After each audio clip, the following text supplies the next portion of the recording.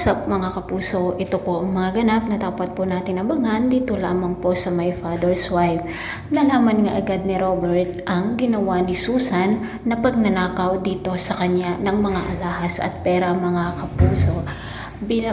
Pinagsabihan naman ni Betsy ang kanyang ina na isauli ito, ngunit huli na ang lahat dahil nakarating na nga si Robert dito sa kanilang kwarto mga kapuso.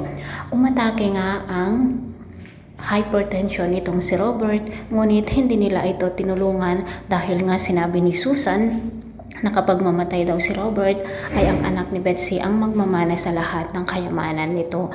At ito namang tangang si Betsy ay pinakinggan nga po niya ang kanyang ina mga kapuso. Bigla namang dumating si Gina dito sa kanilang bahay at agad nga niyang dinala sa ospital ang kanyang ama at umiiyak nga po siya dahil sa nangyari dito sa kanyang ama mga kapuso. Sinabi nga niya dito kay Susan na bakit biglang naatake ang kanyang ama, siguradong may ginawa itong masama sa kanya. At noong sinabunutan nga po niya si Susan, nakita niya ang mga alahas na nandoon sa kanyang bag, kung kaya't sinabi nga ni Gina na magnanakaw silang mag-ina. Ano kaya ang gagawin ni Gina? Ipakukulong kaya niya ang mag-ina mga kapuso?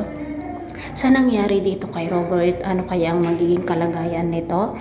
Baka naman po magka-amnesia na naman itong si Robert mga kapuso at hindi na nga maipakukulong ni Robert mismo ang mag-ina na masasamang ugali at magnanakaw. Mga kapuso, ang ganda na talaga ng mga episode dito dahil nga nagkabalikan na nga sina Gina at Gerald, pero ang masaklap, umalis nga sila sa kanilang bahay dahil hindi nga matanggap ni Robert ang pagkakabalikan ng kanyang anak at ang manugang nito dahil nga sa ginawa nila Gerald at Betsy noon.